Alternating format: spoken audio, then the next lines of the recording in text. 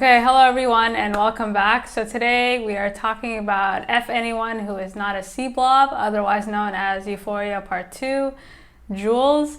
And this episode balanced out the previous episode quite nicely, and it had the hard job of doing, multiple things at once. First, I thought it did a good job of contrasting Rue and Jules, and also kind of their similarities, right? Like up until this point, we know how much Rue loves Jules, but we didn't really know how much Jules loves Rue, right? And the way they were able to kind of communicate this through like shared spaces.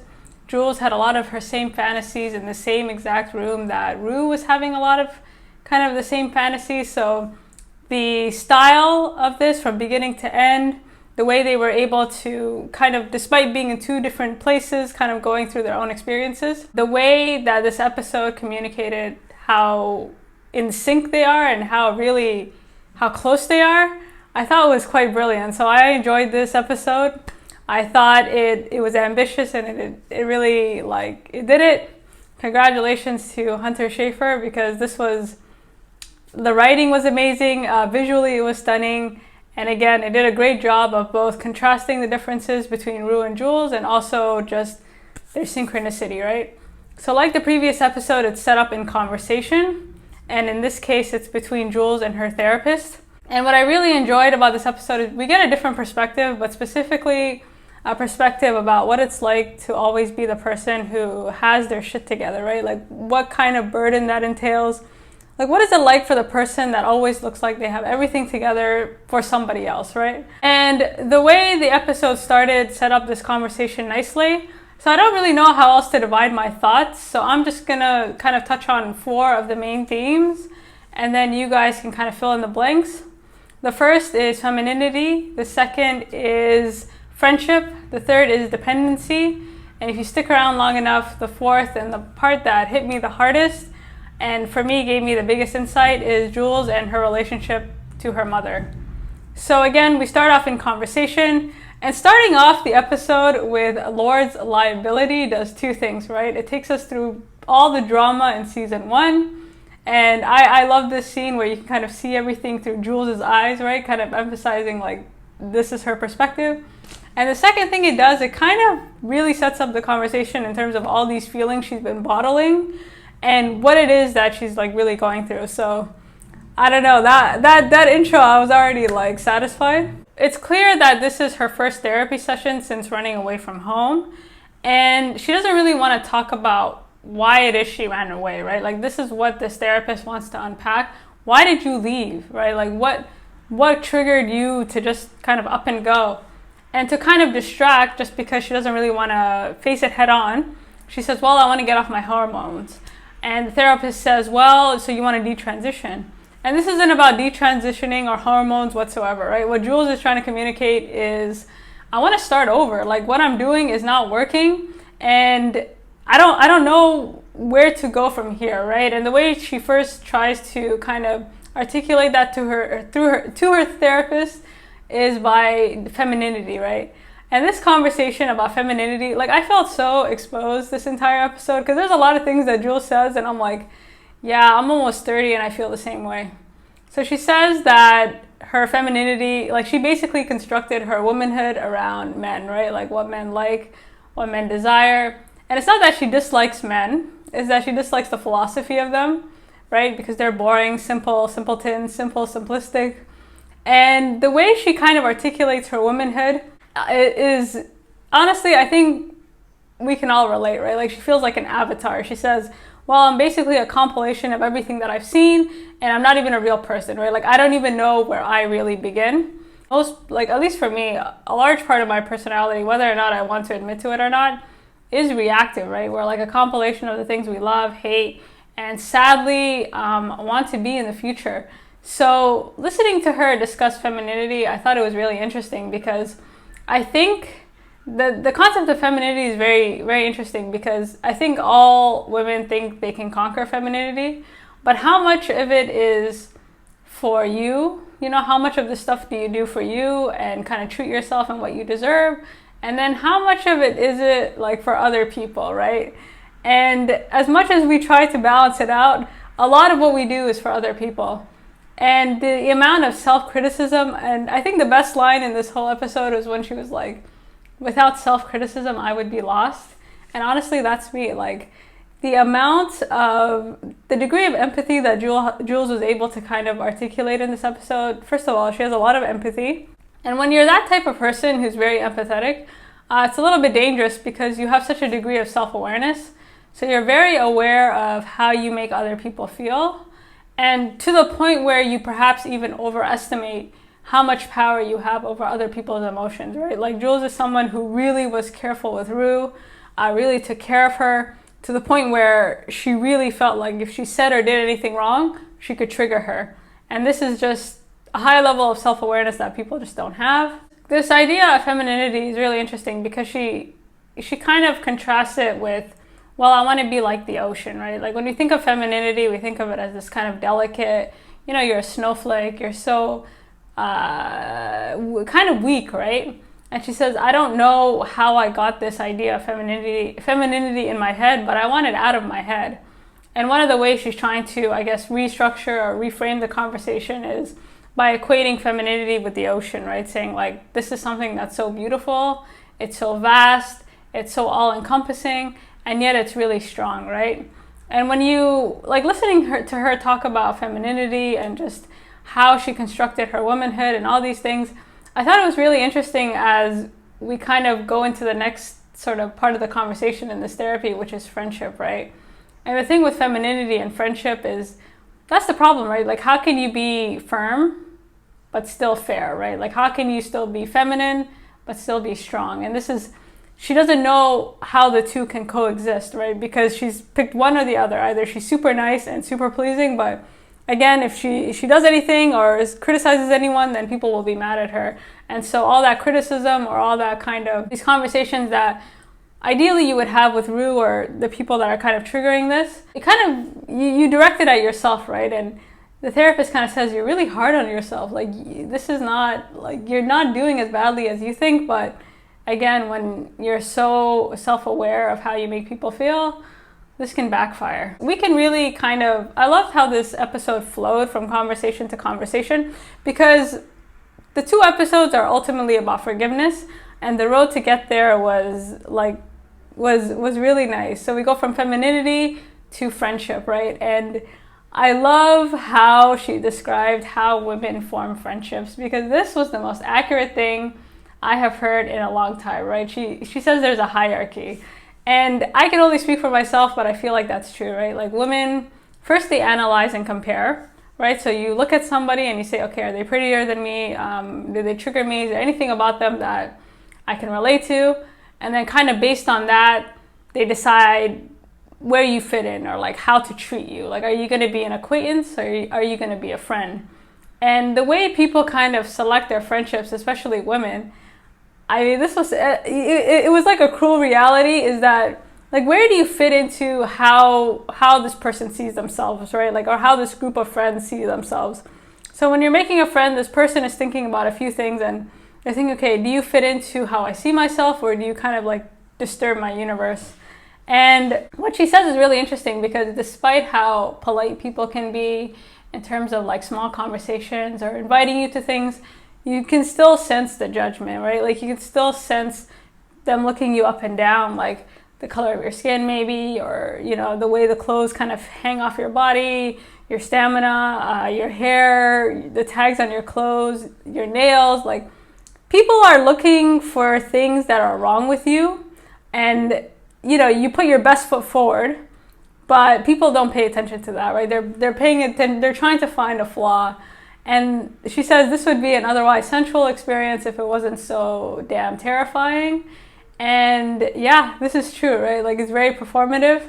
And her kind of explanation of friendships and how females form friendships is why she likes Rue so much, right? It's like a judgment-free zone. She says that Rue is somebody who saw her. She wasn't just looking at her. And this is true for a lot of female friendships. I think it's very rare to find somebody who just kind of sees you. So shout out to Colleen. Without you, there'd be no YouTube channel, right? Like, a lot of what we project onto others in terms of this best foot forward is how we want people to see us, right? Like, how we want people to even if that's not really us, right? And so there's a lot of performing, and it's very hard to just kind of be yourself. So thank you again, Colleen, because without you, honestly, I wouldn't have a YouTube channel. And I remember, just as a side note, but even starting the channel, like, this is something that you don't really want to tell people, because you just feel like, oh, this isn't really my best foot forward. Like, this is kind of rambly, but the idea being that the reason that Jules loved Rue so much is because she allowed her to just kind of be herself, and she could be transparent without pretending or flexing or finding some ways to one-up the other person. They could just kind of chill. Now, as I'm listening to Jules talk about Rue, a few things came to mind. First is this kind of parental relationship that they have. And this parental relationship is highly toxic, right? Because Jules, based on her own kind of testimony, is the one taking care of Rue, right? Like, she feels like she's the one that always has to make sure that she's available and like present. And the problem with dependency is that it's not one-sided, unfortunately. Like, it takes two to tango. So listening to Jules talk, like, I always wonder, like, how is it that she was able to take care of Rue so well, and why did she take on this burden, right? She says she was scared to say no. Like, what would happen if she said no to her? Like, you know, it'd be like a weekday and she'd have to be available, and she was scared if she said no, she would kind of overdose or something bad would happen. And it's really funny because up until this point we got in Rue's perspective, but it seems like, according to Jules, like, she'd been calling her, like, she'd been really trying to keep in contact, like apologizing to her and listening. Like, Jules filled in a lot of blanks, and I think at the end of the day, there's always two sides to every story. And so listening to her talk about Rue and how worried she is about her and how she was calling her, like, she's very proactive. Like, she realizes she kind of made a mistake and she didn't want it to affect her. And I think this conversation about, you know, why she wants to get off her hormones and things like this, it's about, she feels like she's been carrying this weight and whatever she's been doing is not working. And the way she was able to articulate this quite nicely is by saying, like, for her, being trans is spiritual, right? Like, it has always been about survival. It's always about keeping it moving. And for her to kind of continue to stay in the same environment, like, she wasn't running away from anything. As far as she's concerned, she's always been the one to kind of see people and accept people as they are, but the walls are closing in, right? Like, she needed a new environment where people could kind of see her as she is and accept her. And it's all about survival. It's like, where can we go from here? And so her decision to go on the train wasn't like running away, right? Like, she was trying to push forward to a better future, but she never really imagined that she would be leaving somebody behind, or like Rue wouldn't come with her. Like, this is not something that she had anticipated, I think. So this anger towards Rue and this anger that Rue has towards Jules, it can be articulated in two ways, right? One is kind of like escapism, I think. And the second is maybe a lot of the feelings and kind of frustrations that she has with Rue, I guess, has a lot to do with her own personal life, specifically her relationship to her mother. We'll start off with love and escapism. And listening, like, I felt quite exposed throughout this episode, specifically what she said about how the most profound and understanding relationships are with people she never met. And I was like, honestly, same, right? And the reason she falls in love so easily is because half of all relationships are in her head. And I was like, also same. And so this is really interesting because if you watch these scenes, it's like in the same kind of room and environment that Rue is in. The only difference is that Jules is sharing this room with both Rue and with Nate. So, you know, like, the way she described like sex and how the best sex she ever had was like in her head, I can relate, because honestly, the thing about the internet is people can be whoever it is you want them to be. And there's like all this endless potential and all this like kind of, you can really project a lot onto people. And so you get to know people on a deeper level because you're so open and you're so vulnerable, and there's this kind of like all like feeling to it all. So she's kind of sitting there wondering, like, why am I like this? Like, why am I? And I was waiting for an answer because I too wonder why I'm like this. So the reason she's like this is she says she likes the letdown, right? She likes knowing that everything is going to crash and burn. And again, she's sharing this room with both Rue and Nate. And I think a part of her anger towards Rue is basically forcing her to choose between the two, right? Like, she loves them both equally, but there's one scene where as she's kind of making love to Nate, you can see Rue kind of take drugs, and she gives her this like kind of dead look, like, are you sure you want to do this? And so this letdown, I guess, is the two can't really coexist, right? Like, why can't we all just live in harmony? Why can't we all just chill out? But that's not how it is, right? Like, if you choose one, it's one or the other. And this is, I think, very frustrating for Jules, and that's what I could kind of see through these kind of fantasy sequences. Like, you guys let me know if you saw something different. This anger towards her can be explained in that way, again, kind of forcing her to choose. The other way this anger can be kind of explained is through this relationship with her mother, right? Like, so this is one way of looking at it, which is that she's mad at Rue for kind of forcing her to pick a side. So there's a lot of like blaming in both these episodes. Like, one blames the other. You know, Jules is angry at Rue for basically forcing this imbalance in their relationship, for failing to see how her addiction is kind of burdening her with responsibility. And then the other way of looking at it is that maybe a lot of the reason that Jules is able to take care of Rue so well and is willing to take care of her and take on this kind of burden is because of kind of guilt she feels because of this relationship that she has to her mother. And this to me, like, hit me the hardest and like affected me the most. So we find out a lot about her mother, which is that first, that she's an addict. She's kind of in and out of rehab. It seems like Jules and her father are like best friends, and this we saw in season 1, like, they're very close to each other, but Jules just can't really get over, like, she can't really accept that her mom, like, she doesn't really want to have a relationship with her mother, basically. And there's two scenes that struck out at me. The first is when her mother had, I guess, come back from rehab, and she was in the house, and her dad is basically like negotiating with her, telling her, like, listen, can you just please apologize? Can you be nice? Can you just kind of stop this cruelty? And Jules is like, I don't want to see her. I don't want anything to do with her. And her father says, okay, just go through the motions. Like, for me, like, if you don't want to forgive her, that's fine, but just pretend like it's not that big of a deal, especially if you say it's not that big of a deal. And so the thing about forgiveness, though, is that you have to mean it. Like, it's not enough to just say it. And of course, she can't really bring herself to do it. And fast forward, I guess, a few weeks later, or a few days later, she finds out that her mother had, I guess, overdosed, and she was in the hospital. But as her father is trying to communicate this to her, like, she doesn't want to hear it, right? Like, she can hear her father having a conversation. He wants to tell her what's going on with her mother, and her father throughout this episode, like in these flashbacks, like, he's always kind of keeping her informed, but she keeps blocking it out.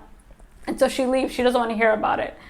And this relationship, like, I can understand it. I can only speak for myself, but like, my mother is also sick. I'm not going to say what she has, but I didn't really understand the psychology of it, right? Like, Jules's mother has a sickness, right? Like, she needs help.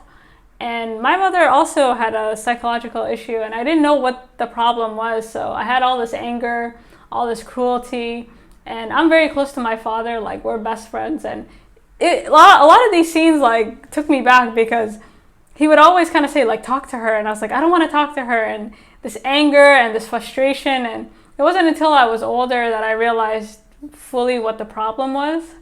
So a lot of the anger that Jules has towards, first, she confuses anger with indifference.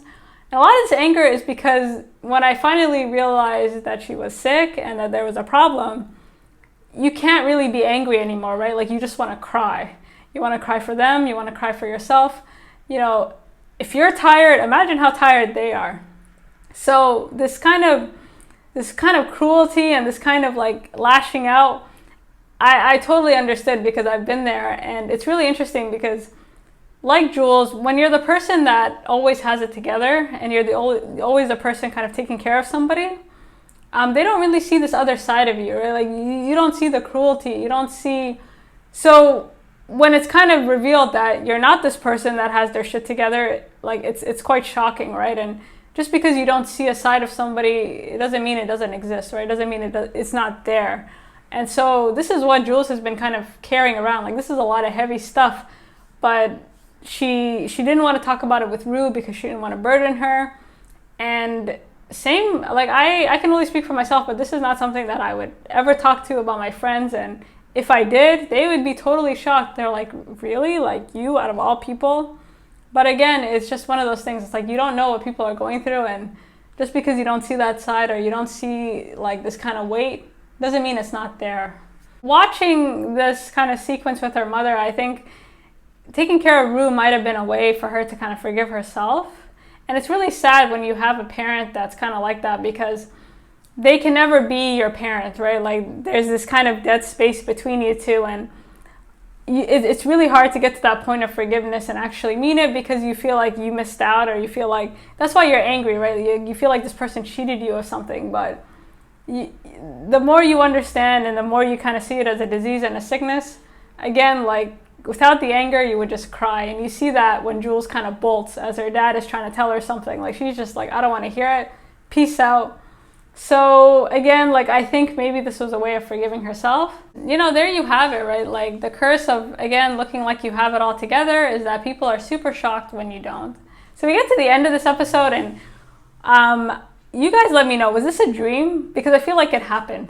So the therapy session ends, she goes back to her room, and again, she's being punished for running away. Her father had to kind of bring her back from New York. And I guess, like, Rue drops by into Jules' special. And I'm not sure if this is before she met Ali, because she says that she was on her way to meet him, but it was raining. So I feel like it was on her way back. But all this to say, like, this was so random. Like, she drops in, and they're kind of looking at each other, and Jules is really apologizing. She's like, I'm really sorry about everything that happened. You know, I miss you and all this stuff. And again, Jules is somebody that is, like, watching the two of them, I mean, the contrast is even more stark, right? Whereas Rue is somebody who constantly has to sedate herself, Jules is something that feels everything all the time, right? Like, she's totally sober in every which way. And so she really still has this responsibility towards Rue, and you see it at the end. And Rue is just sitting there crying, like, you know, I just wanted to stop by, you know, it's the holidays, all this stuff. And then she just leaves. She leaves because she's not able to really handle her emotions, and we're left with Jules kind of crying into the rain. And that ending, like, I mean, closure is a myth, right? So there was a lot of things unsaid between them, and before we could kind of get to it, Rue kind of bolts. But what I got out of this episode, and it was really nice looking at things from Jules' perspective, because it's their relationship is both good and bad, right? Because if somebody in the friendship feels like almost a parental responsibility to the other person, this is not really all that tenable, right?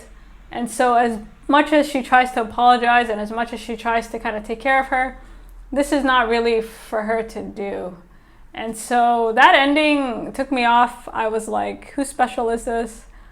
It was really sad. It was really sombering. And again, there's just so much to say, right? Like, it's like, all you can say is I'm sorry and I miss you, but there's a lot to unpack, right? Anyways, I thought this was a great episode. It was nice seeing her perspective, and it was also nice for her to kind of communicate, like, hey, maybe I didn't show it as much, but I felt the same, if not more, for Rue as she felt for me. And so, yes, it was a great episode, and it did a good job, again, of contrasting them, but also bringing them into kind of synchronicity and showing, like, through these shared spaces, how much they have in common. Anyways, you guys let me know what you think, and until next time.